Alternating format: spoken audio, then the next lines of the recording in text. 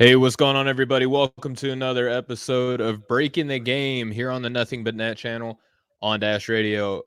And before we even just get to the names, actually, I'll just go ahead and say, hey, Kenneth, what's up, man? Glad to be doing the show with you.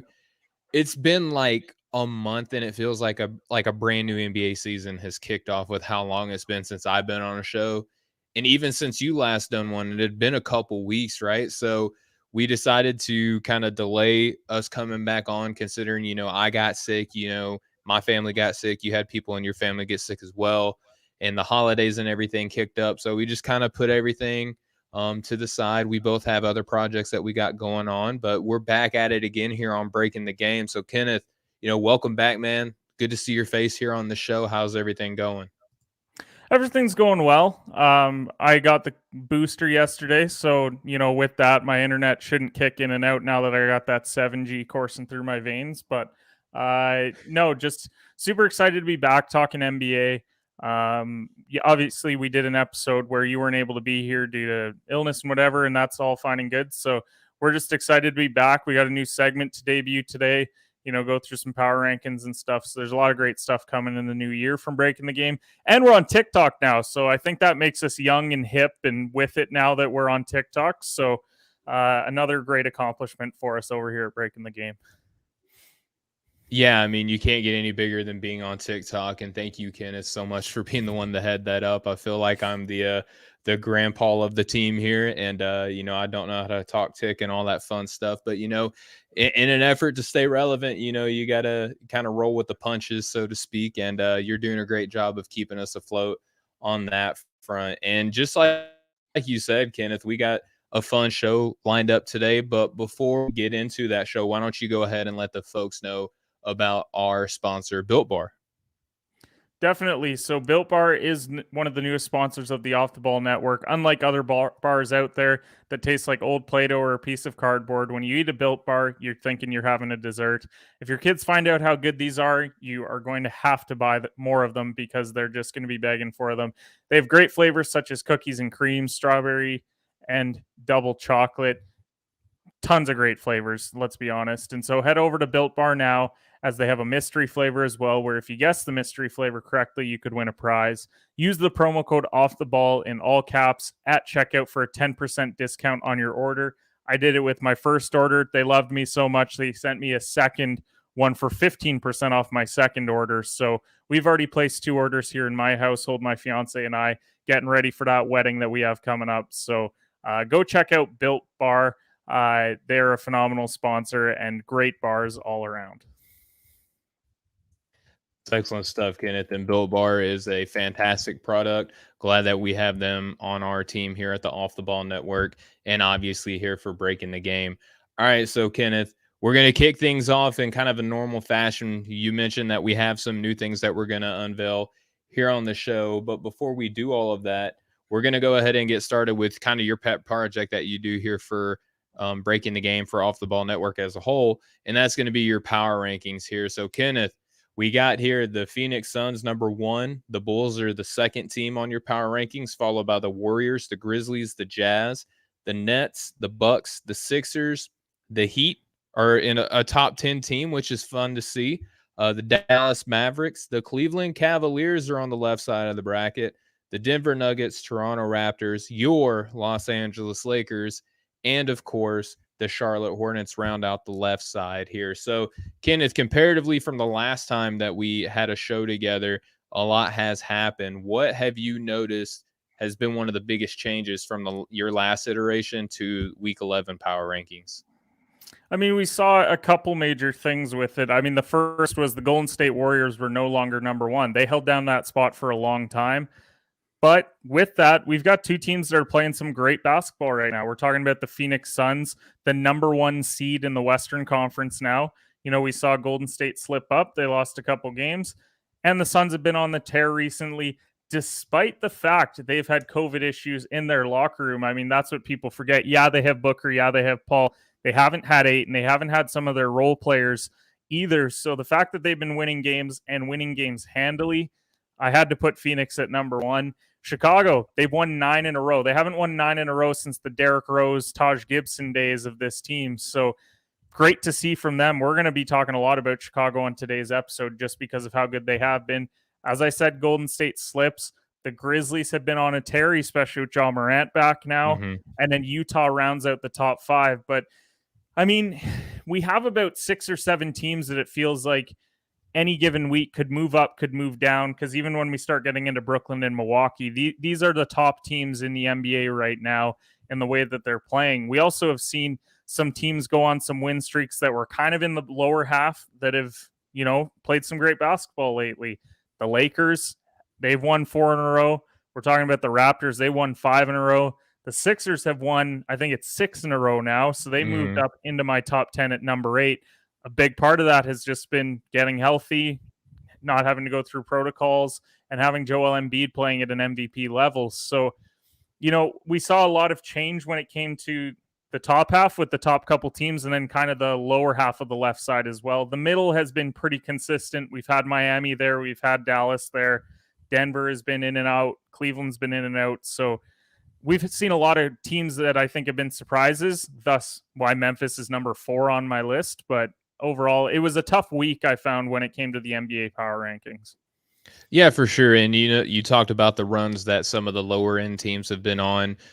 Some of the top end teams that we look at as being top end teams haven't been performing up to standards. But Kenneth, I mean, you have to just it's great to me that you're still doing these rankings, because it's pretty much like keeping a record of how COVID has impacted this season, because a lot of teams have had a lot of players shuffle in and out, and seeing teams like the Toronto Raptors probably, if we were to keep doing these power rankings, they would have been a right side of the bracket team. They're now on the left.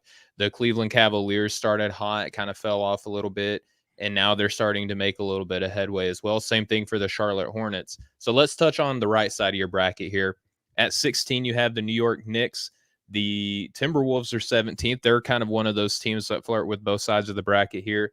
The Washington Wizards, the Clippers, a couple teams here in a row that at the beginning of the season probably we wouldn't have anticipated being on this side. The Boston Celtics and the Atlanta Hawks.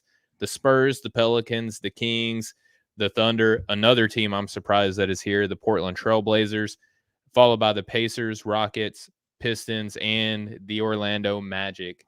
So looking at this right side of the bracket, Kenneth, what are a couple teams that you could see kind of that you look at here and you say, okay, based on their talent, they don't deserve to be here, and you also think that moving forward, they have the best shot at moving to the other side? I think there's a couple. I mean, it's easy to say the Knicks because they are at the top of the right side, but we've seen great performances from them recently. We saw RJ hit the game winner. We saw Fournier have a great game with 41. So, that's a team to keep an eye on. Let's see if they can get the offense going, get Randall going. That's been a big talking point for Knicks fans this year. Minnesota is a team that interests me because I talked about it on my show that I think they have one of the best starting fives in the NBA. Yeah. Once you get into that bench, that's when I find that I'm concerned about Minnesota, which is why my New Year's resolution for them is go and add some depth at the deadline. There's a lot of guys out there that you could add to this team and actually get yourselves into the playoffs this year because of how wide open the West is. Why is the West so wide open? Look at the Clippers at 19. Like, they've talked about Kawhi potentially coming back before the end of the season, which is big. But in the meantime, they don't have him and they don't have Paul George. So they need to find a way to win basketball games in the meantime. So I'm keeping an eye on the Clippers. Atlanta, I keep waiting for them to do it. That's the big thing with them. Because Boston, I'm not overly surprised because once you get past Tatum and Brown, there's not a lot else there that I love. But Atlanta, man, they have talent. There's so much talent there. And we forget sometimes that they were in the Eastern Conference Finals last year. Right. So it's concerning to have them at 21, and it's, they honestly could be lower. They really could with the recent form, and I keep waiting for them to perform.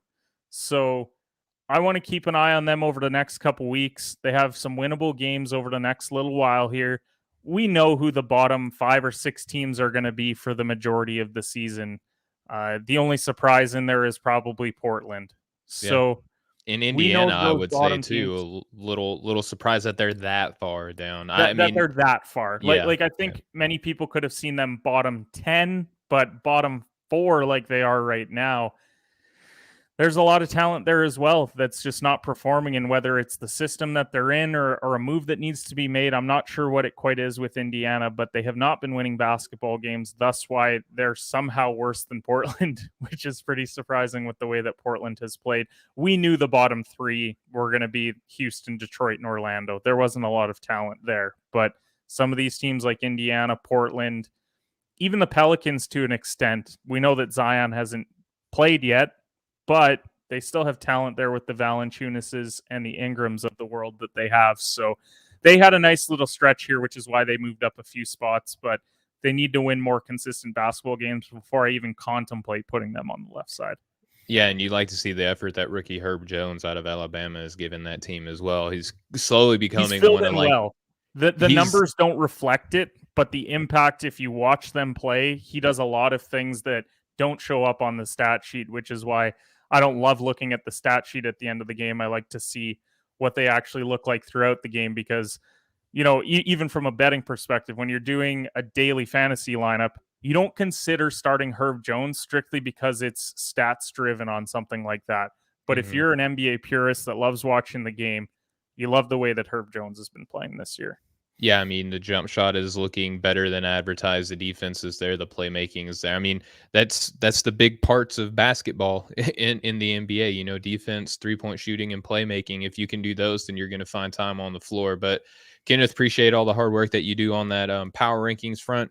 We're going to go ahead and move off from that. And we're going to talk about something else that is kind of buzzing around. And, when we were preparing for the show and we were talking about, who we want where and, different topics and things like that. One of the things that you wanted to bring up was the MVP race. And I think before today, the MVP race looked a lot different. The NBA.com released their MVP rankings, or their ladder, so to speak.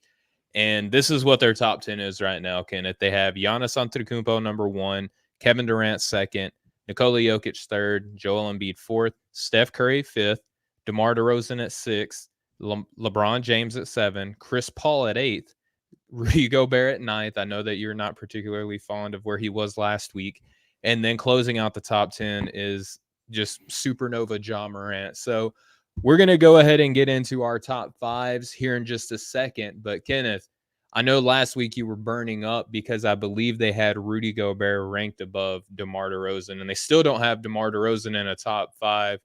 What do you think has been kind of holding people back from wanting to really, not that they're being disrespectful, so to speak, to DeMar DeRozan, because saying that you're a top 10 NBA player this season is high praise, right? But relative to his play, relative to like a Rudy Gobert per se, felt a little bit disrespectful in your eyes, right?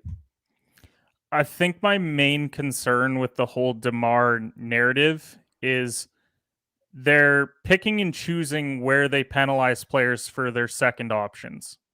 Like, when I look at Chicago, yes. Is it DeMar and Zach LaVine? Yes. But who's been the driving force? Who's the one hitting the game winners? Who's the one that brought a winning culture to this franchise? Because Chicago wasn't winning basketball games last year. And yes, it wasn't just DeMar that came over. They also added Lonzo. They also added Caruso, who have been nice options for them. Mm-hmm. But DeMar has brought a winning mentality to this basketball team from day one.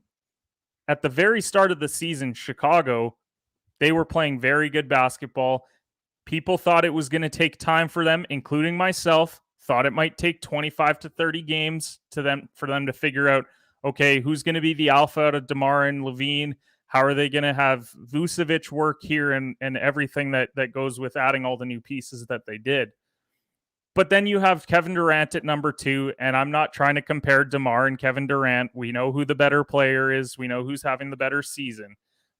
But he also has James Harden there. And so it feels like so James Harden is a good basketball player to you. Yeah. Okay. I don't know if people know that, but James Harden is pretty good at basketball. He might have an MVP or something like that. I just wanted to ask a question. Yeah. So now that we've established that Harden is good, Rudy Gobert, my issue with him, and I like Rudy Gobert as a center. I know that I had said that he was overhyped in the chat, and you had disagreed, which, once providing context as to why I said it, had everything to do with this MVP ladder. because the MVP ladder had him at 5 last week. Mm-hmm. Like, Rudy Gobert doesn't have Donovan Mitchell there. Like, they don't have last year's 6th man of the year there in Jordan Clarkson. Utah, for me, is a collective effort. That's why they are as high as they are, because You I could think almost argue the same thing for Chicago, though. I think you could to an extent, but I do think that when you look at the supporting cast of Utah compared to the supporting cast of Chicago, I take Utah's every day, because Joe Ingles, because they have Bogdanovich, they have Jordan Clarkson, they have Chicago Mike has Conley. more like I all think they stars go on their team, though. I think they go deeper, though. I really do. Like, Chicago, for me, once you get to 7, then I'm like, I might get a That's good fair. game out of AO like he did last night. He's Like, been very Chicago's bench impressive. had 50 points last night, and they lifted a DeMar off night. But I don't think Chicago can do that consistently. That was my only concern with it, because Gobert, I think he could be in the top 10 discussion, but when you have him at number 5, that's where I took issue, especially with the way that DeMar has played in the last number of weeks, and he's been doing it consistently well throughout the years. So that was my concern. And even having DeMar at 6 now, I think is a little bit disrespectful, when, if we're talking about how many games we've played so far, we're at just about the halfway point. Yeah. And 2 of the guys ahead of them have missed a quarter of the season based off of the number of games that we've played so far. Embiid's missed 11. Giannis has missed 9.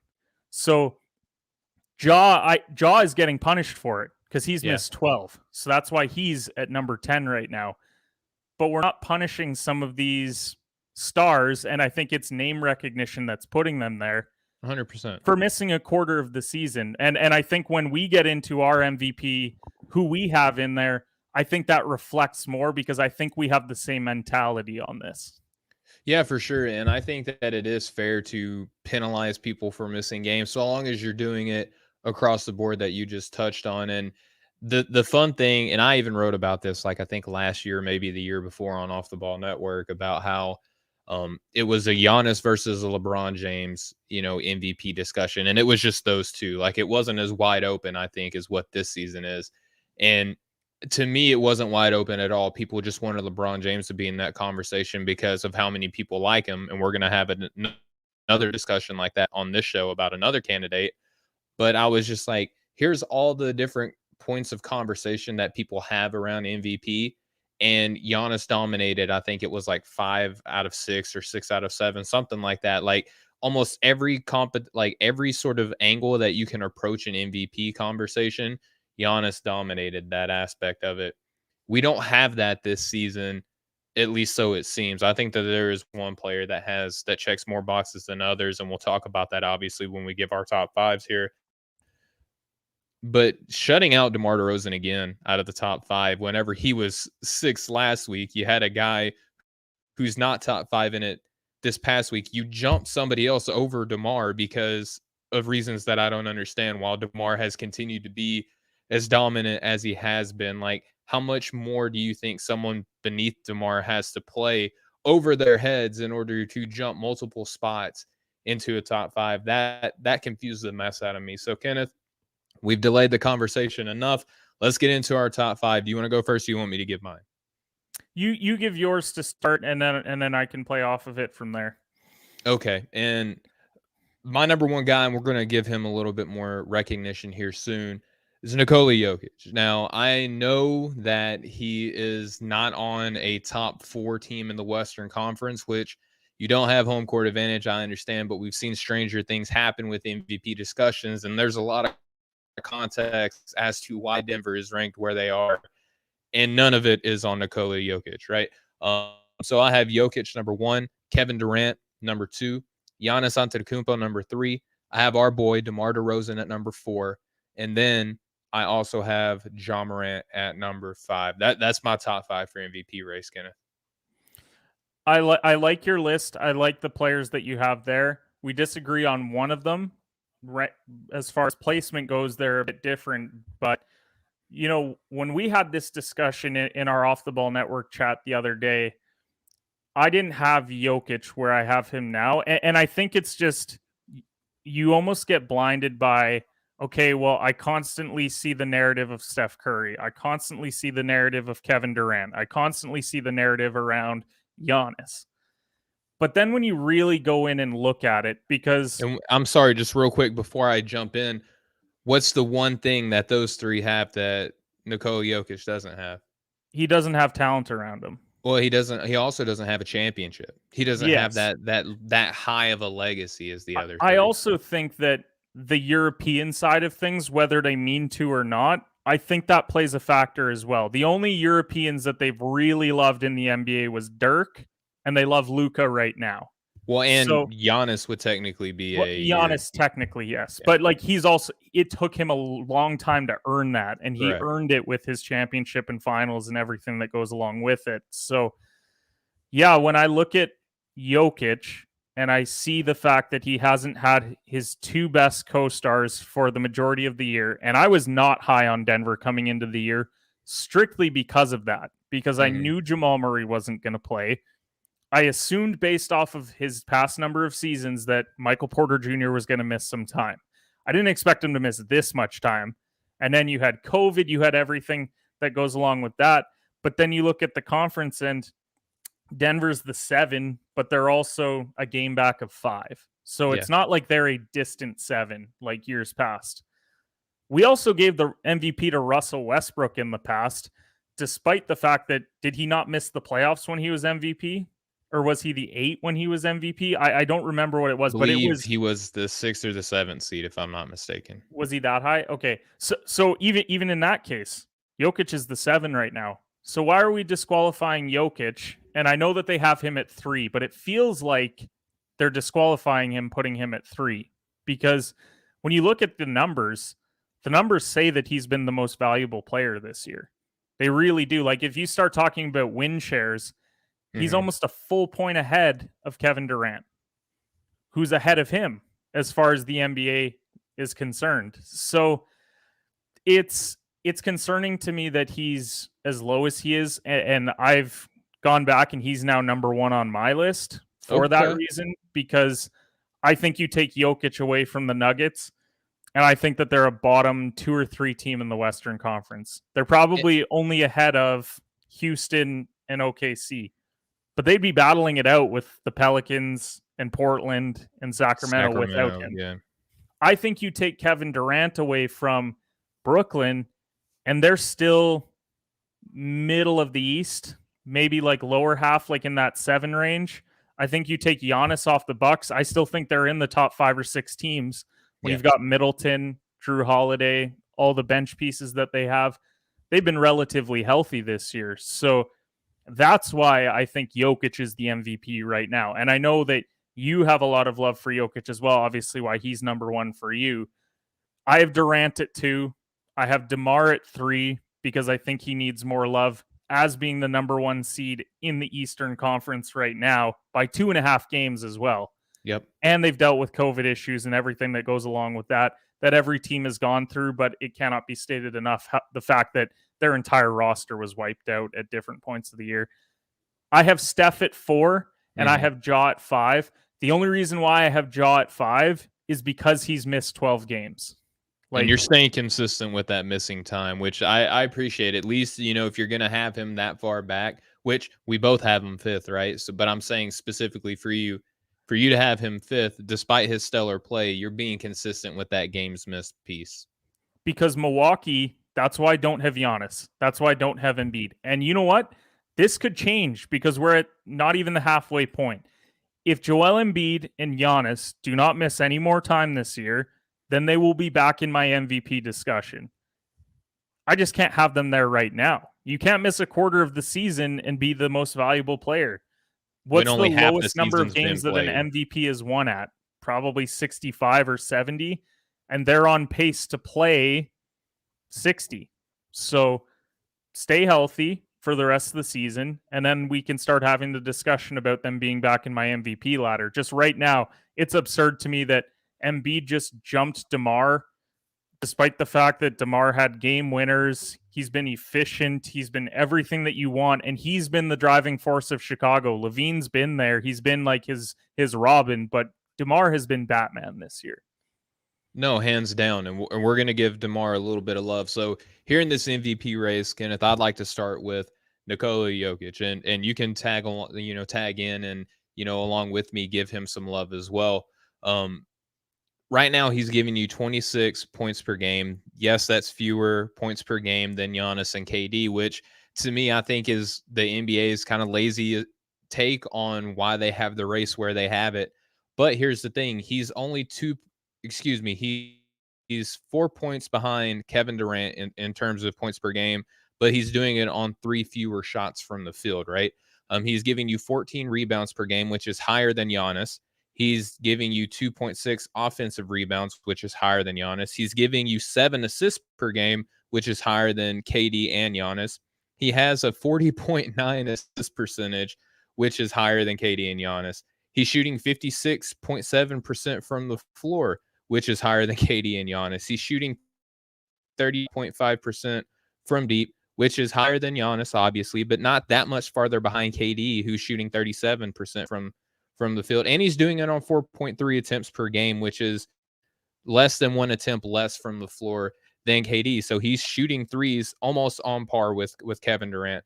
He's shooting 76.3% from the free throw line, which is higher than KD. He's giving you 1.4 steals, which is higher than KD and Giannis, but only 0.8 blocks, which is lower than the both of them, right? He's tied for Giannis with win shares at 6. Both of those guys are higher than Kevin Durant. But here's the other major difference, right? He's 7th place in the Western Conference. KD and Giannis are both 2nd and 3rd in the Eastern Conference, respectively. But again, he's doing it without Jamal Murray, who hasn't played a single game for them all year. He hasn't had Michael Porter Jr., who's a max contract player, and he hasn't had him for the majority of the season. And just like everybody else, and I know that you referenced the Off the Ball Network chat. Shout out to Off the Ball Network. Our buddy Mo Murphy, who you just recently did a show with, he talked about how, well, you can just chalk up injuries and COVID the same. And I respectfully disagree with that comment. And if you do agree with that, that's fine. And I would love to hear your point of view. But to me, COVID, you get it and it sucks. I mean, I've had family come down with it. I'm pretty sure I had it at one point. You've also had, exposure to it as well. It sucks, right? But for largely healthy people who work out and, have the same, basically the profile of these players, the majority of them will miss about 2 weeks. Do they still have lingering effects and things like that? Sure. But you also have lingering effects with injury. Here's the difference, though. His second and third best option has not had a chance at all to even see the floor at the same time as him. He doesn't even get the benefit of the doubt of either of having luck on his side or not. So removing already 2/3 of a big three. And then on top of that, COVID is affecting them just like every other team. So their backups are now missing games and their backups are replacing their backups. And Nikola Jovic Jokic, not Jovic. That's a draft prospect. More on him on other shows later, right? But Nikola Jokic, he's doing it without the largest part of his supporting cast, and they are still a playoff team solely because of Nikola Jokic. Now, rewind back to the last season, Ken, when Steph Curry, and we're going to talk about this here in a little bit as well, when Steph Curry did not make the playoffs, right? They were a play-in team last season, and they were struck down from injuries. Klay Thompson, shout out to him. He's coming back on Sunday. If you're listening to this, that's tomorrow. Miss Klay Thompson, Draymond Green was in and out. Their whole team was struck down, right? He was still getting MVP recognition last season, even though they were worse off in terms of standings in the Western Conference than Nikola Jokic is now. And we're going to talk about that reason as to why we believe it's that way later. But that's the case. Jokic is still keeping this team afloat despite injuries, despite COVID. And he's doing it on par or better in a lot of aspects of his game than the two players that are listed above him. That's why, to me, he's my MVP. That's the thing. You look at who's his next best option without those two, because he hasn't had Jamal all year. Michael Porter Jr. might as well have not played all year. because he wasn't playing good basketball when he was out there with him anyways. So we're looking at Will Barton, who, if he's playing on Brooklyn or he's playing on Milwaukee, is their fourth best player. He's averaging, fourth best. Yeah, 15 points a game. He's got Aaron Gordon averaging 14 a game. He's got Monte Morris averaging 13. And then after that, it's a pretty steep drop-off when you have Jeff Green and Campazzo and Rivers and whoever else you want to plug in Denver. When Jokic has been on the floor, they've been winning games. He's missed 5 games, and over that stretch, I don't know if they had a win when he was out. And if they did, it was a close game. So that just goes to show even more his impact. The fact that when he's been out, they have not been winning. When he's been in the lineup, they have been. So they're above 500. They're on pace to finish 42-40 or 43-39. We'll see if that's enough to get them into the playoffs. We don't know how much longer Michael Porter Jr. is going to be out, but if they move up at all, he may not play again. He may not play again. Through. Yeah. If they get to 6 or they get to 5, if he gets to 5, like, it's undeniable for me that Jokic is the MVP this year. You take that roster to the 5 seed in the West, you're the MVP. If they stay where they're at, I still think that he is. I just don't know if the NBA, based off their criteria of what MVP has been in the past, is going to give it to him. Whatever that criteria is. Unless you're Russell Westbrook, because then you've made an exception for Russ that you're not willing to make for Jokic, despite there being really no clear-cut MVP this year outside of it. Because I've already disqualified Giannis for my reasons. I've disqualified Embiid for my reasons. Morant for my reasons. So what does that leave you with? It leaves you with DeMar, who, when you look at the numbers comparatively, it's really not that close between him and Jokic. So Jokic should get the edge. He's got 1.8 more win shares a game than DeMar. So as much as I love DeMar, he's not the MVP this year. He just deserves far more love than he has been getting, because Agreed. We're putting names ahead of like what's actually being done on the basketball court. I mean, even when we start getting into the Steph Curry side of things, we also can't ignore the fact that Steph's had more help now than possibly the Kevin Durant and Clay days. Like that's the closest that he's had since then. Mm-hmm. Because Jordan Poole has been great.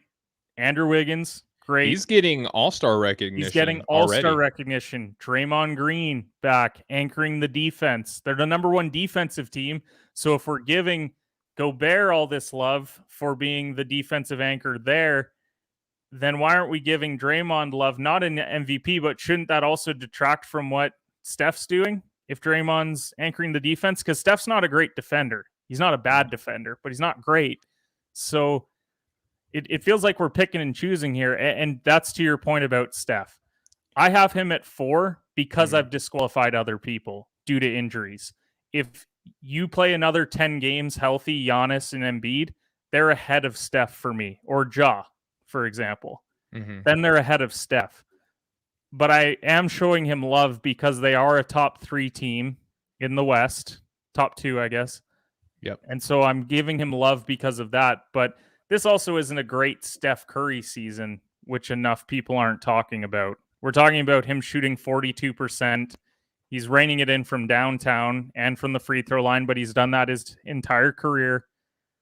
He doesn't really rebound, not that he should as a point guard, but 6 assists per game. That's kind of on par with his career.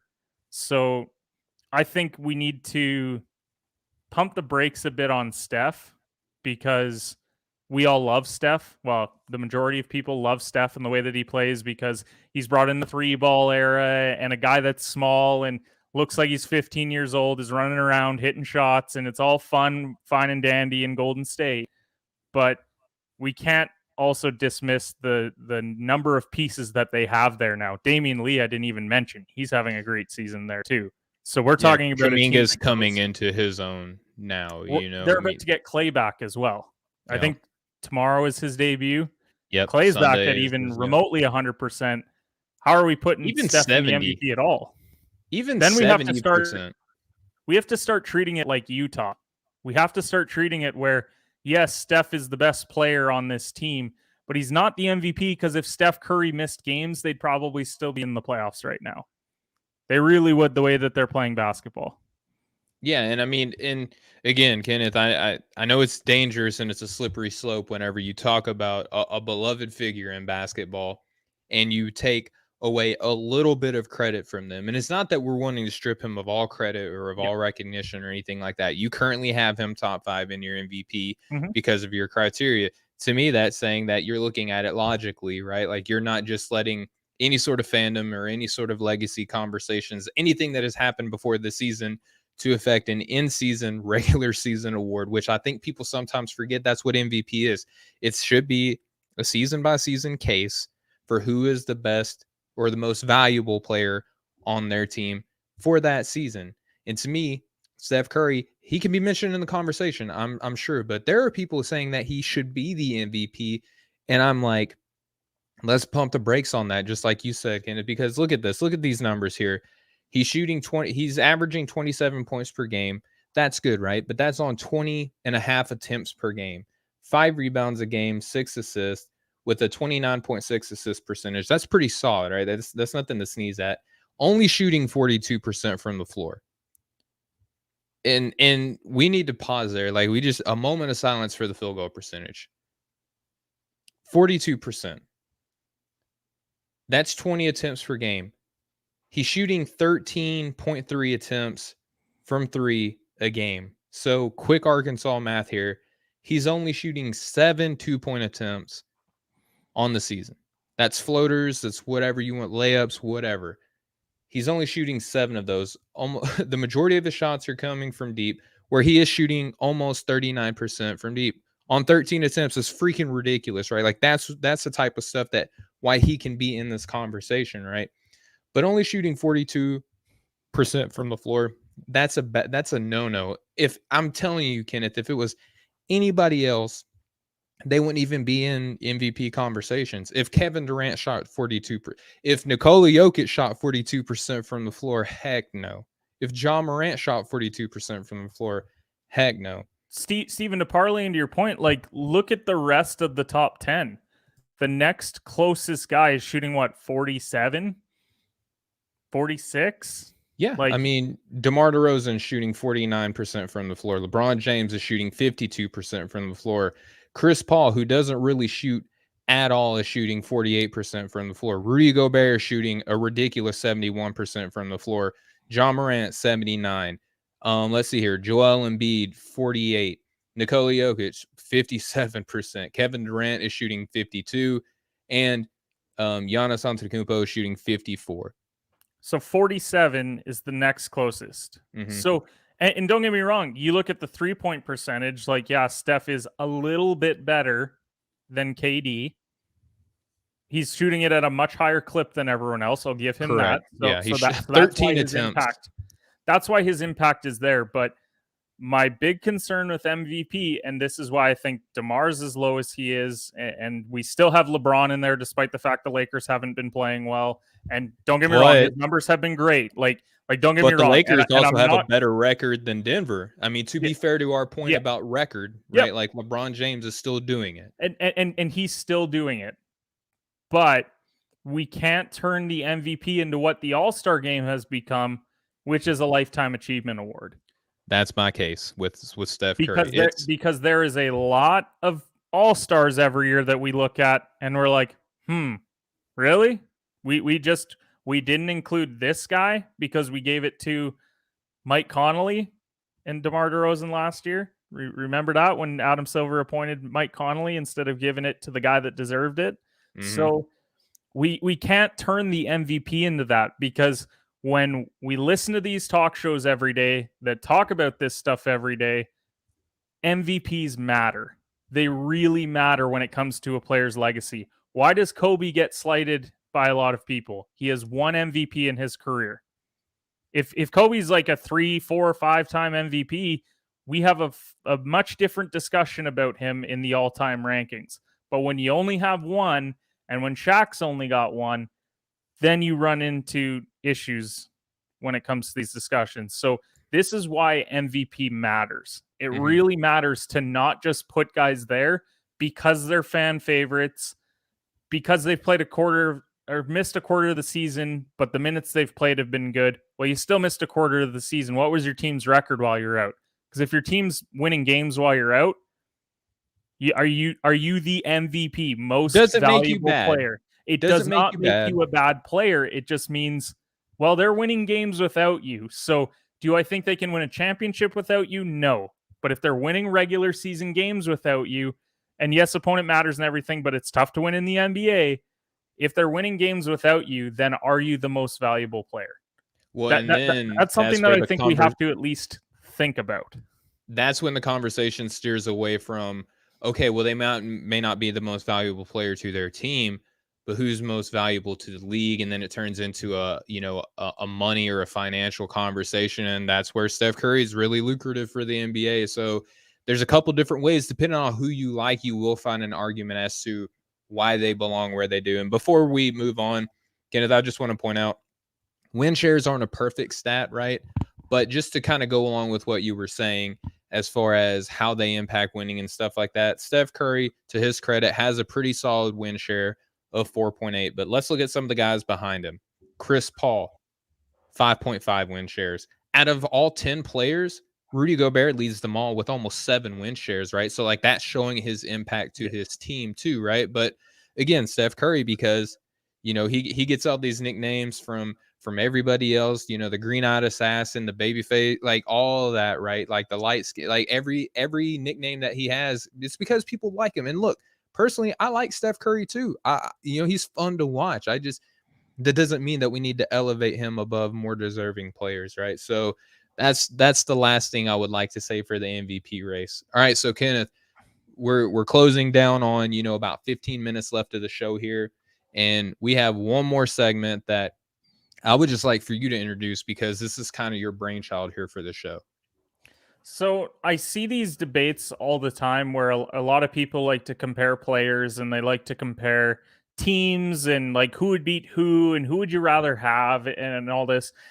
And I watch these and it frustrates me because I find that a lot of people don't do it very well. And I think that we have the ability to do it well and to provide different contexts on the argument other than, well, I like this guy better. So this segment, Would You Rather, we're going to look at topical discussions in regards to players, in regards to teams, and in the off season, we'll start looking at some of the all-time discussions and maybe players you'd prefer in a draft, etc. But as of now, like one discussion that I wanted to have, because it's one that I've seen swirling around, and we've got a team that's winning a lot of games that isn't getting a lot of credit in the Chicago Bulls and DeMar DeRozan and Zach LaVine. And then we've got a team that I think we were expecting to win games, maybe not necessarily, be the one seed like a Chicago is, but a team that we at least expected to be in the Eastern Conference playoff discussion, and that's the Boston Celtics and their duo that they have there in Jaylen Brown and Jason Tatum. And I had Francis on my show, Shoot or Shoot Basketball podcast last week, and he put forth the idea of, if you're Boston, would you trade Jaylen Brown because it doesn't work as a duo? So I wanted to get your thoughts on, if you had to pick a duo out of the two of them, would you rather have LaVine and DeRozan, Tatum and Brown? And, you can throw the records of like teams, like if you're starting fresh today of like who you would like this season as a duo, then what would it be? So, Stephen, I'll turn it over to you first. Which duo would you rather have out of the two?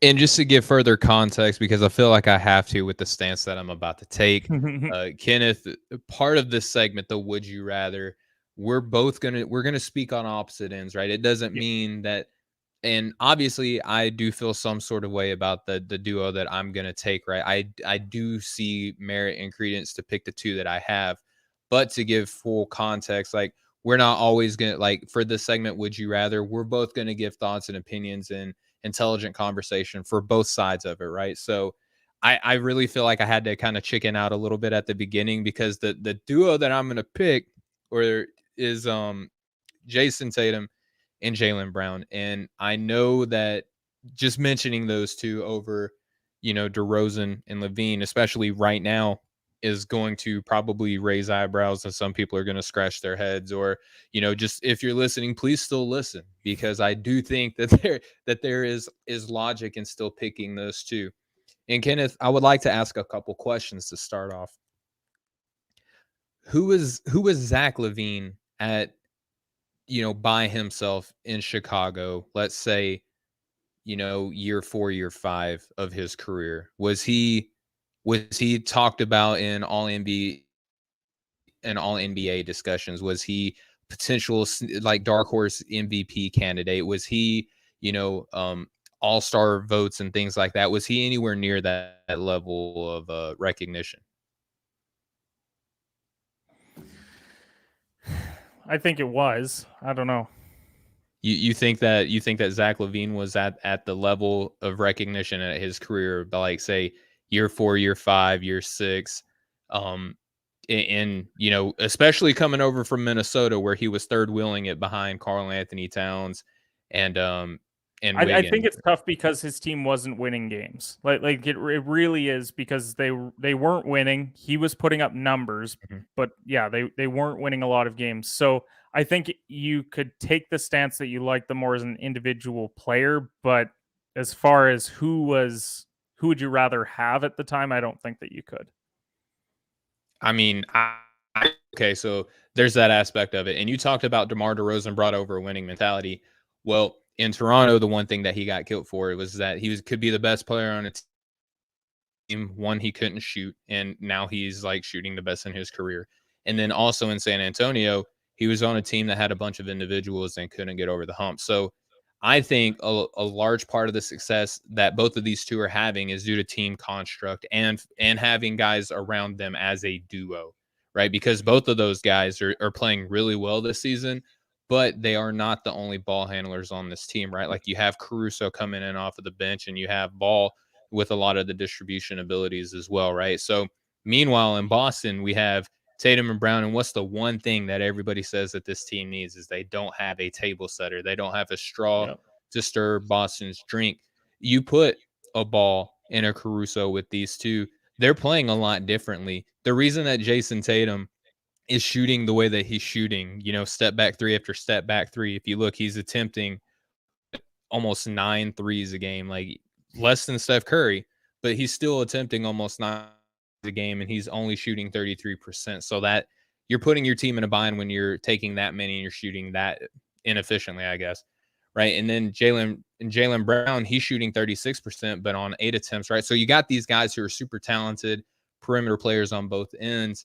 Their next best player behind them is a kind of a funky post player in Robert Williams or Marcus Smart, who is not a passer, right? He's a defender and he's a spot up shooter as well. You don't have guys with these two that can set the table and can and highlight their strengths to the point that Chicago has. And these two can play well off of each other. It just doesn't look good with the current roster construct or the coaching and the decision making with Brad Stevens. And they also have a rookie head coach now in Ime Udoka. So I think it's easy to kind of throw dirt and sand in the face of these two as a duo right now. But we've seen LaVine and we've seen DeMar DeRozan in separate places, especially at similar points in their career, struggle because of the team construct. And I don't think that it's necessary. I think that it's too quick to miss these two as a duo because of the front office and the decisions that they're making. Yeah, when it comes to these two, I will agree with you on the team construct side. Now, the Smart and Schroeder do average more assists per game than Caruso and Ball. I will say that much, but that doesn't mean, because when you watch Boston, it's just ISO after ISO after ISO. And I don't know if that's coaching or if that's just they feel that they're at their most efficient when they're doing that. But DeRozan and LaVine, I think, are clearly the better duo, but I think that they're the better duo. I don't think that they're the better individual players.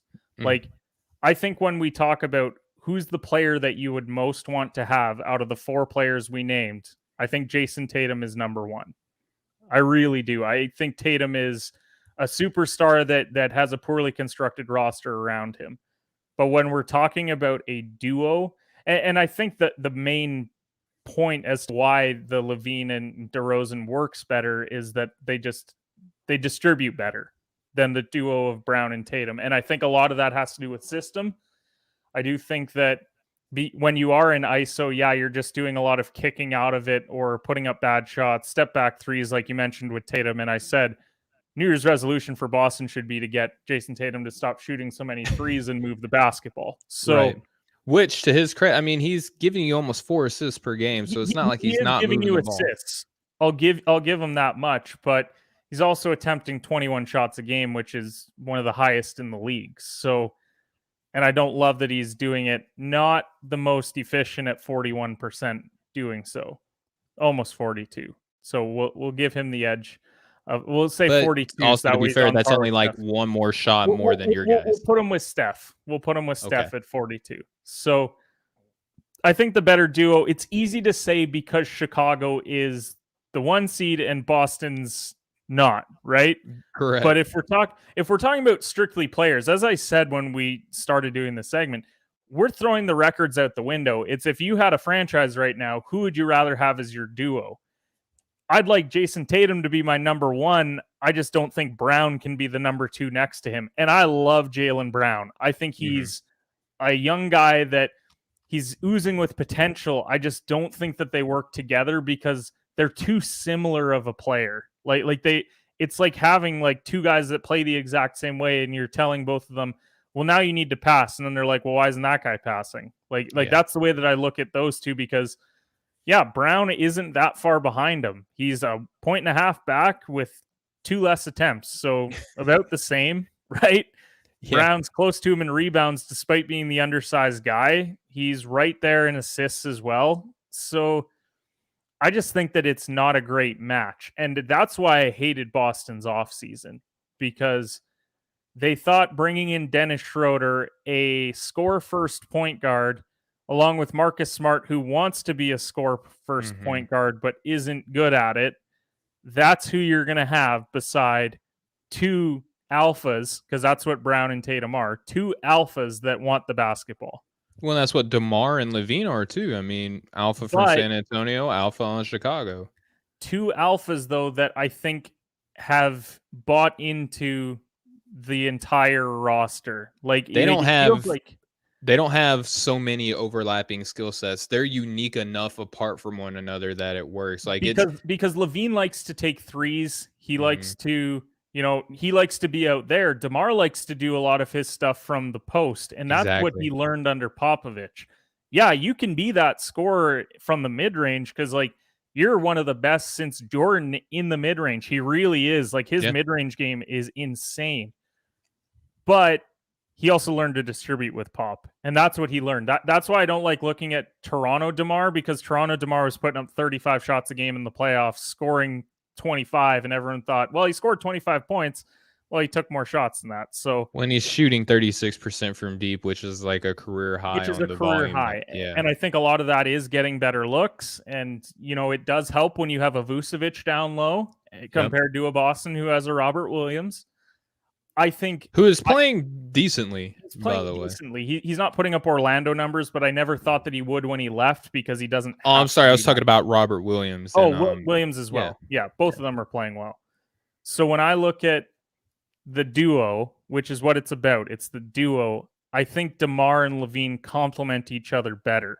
I think Tatum's the best player out of the 4. I just think that those 2 complement each other better, which is why I would rather have them as a duo, because I think you put them on Boston, I still don't think that it's great, but I think it's a little bit better. And I think in the Chicago case, you put Brown and Tatum there, they're a little bit worse. That would be my differential between the 2. I don't know. I think if you put Caruso and you put Ball and Vucevic on a team with Brown and Tatum, or it would at least be even. Like I don't think that Chicago's winning any more games with those 2, which is easy to say because they're the 1 seed right now. Yeah, I mean, you can't get any higher than 1 in that aspect. So that's fair. That's fair. And truth be told, lights had to be drawn in the sand and takes had to be given. And I feel like I did a decent job at taking aside that. And down the road, we're going to see it where there's going to be a time where I'm going to take a stance that, you might be all in on one, and I'll be like, you know what, I want to go in and do a deep dive into how I can argue this. But I think that, yeah, these are three young players in DeMar that are very talented, and I love watching them play. It's just a duo. As a duo, I think the fit is a little bit better in Chicago. Maybe it's personnel, maybe it's just the way that they're willing to give up to one another, and maybe Tatum and Brown aren't. But overall, it's a fun discussion to have about those four players. Yeah, for sure. I can't wait to see what you come up with for next week, man. But Kenneth, that's going to bring Breaking the Game to a close. Thanks for kicking off the new episode for the new year off with me here today. And, we talked about MVP race, we talked about your power rankings, and then obviously we closed out with Would You Rather. So, Kenneth, before we close it out here for Breaking the Game here on the Nothing But Net channel on Dash Radio, we'd love for you to plug yourself, projects, all the above. Yeah, so my show, Shooter Shoot Basketball Podcast, we're going to be live probably tomorrow doing an episode, doing the rest of the New Year's resolutions for the playoff teams. I wrote an article about it, but I want to get some thoughts from some other guys on it. So we're going to be doing that tomorrow. Bets on Bets College Basketball Edition debuted today with Walker. A lot of fun doing that. We're going to have NFL Bets on Bets tomorrow. And then just go check out Off the Ball Network Substack, as well as my Substack for the Shooter Shoot Basketball Podcast. I do all my daily betting plays there, but we also have our daily betting thread on the Off the Ball Network account there. We've just recently switched over to Substack, so go enter your email, get signed up. You get all the email alerts of our phenomenal content that's put out there. Cole Raines put out a great piece yesterday about 8 things that the MLB could do during their lockout. There's a couple of fun ones in there that I think are great, so go check that out. And Stephen, it's been fun as always. Yeah, of course, man. Appreciate you coming on. It's always fun when we get to talk basketball with one another. But as for myself, if you want to follow me on Twitter, you can do so at Stephen G Hoops. Don't go too far away from the Off Ball Network family, because tomorrow Kenneth is going to be joining Chris and I on Draft Capital, along with fellow Off the Ball Network staffer Urson Demir, and we're going to do a mock draft, and that's going to be a lot of fun. Also, come Monday, we're going to be having another show where CJ Marchesani is going to be coming on to talk draft. And then I'm also going to be debuting a collaborative writing effort with Maxwell Bombach, who has showed up on Draft Capital before.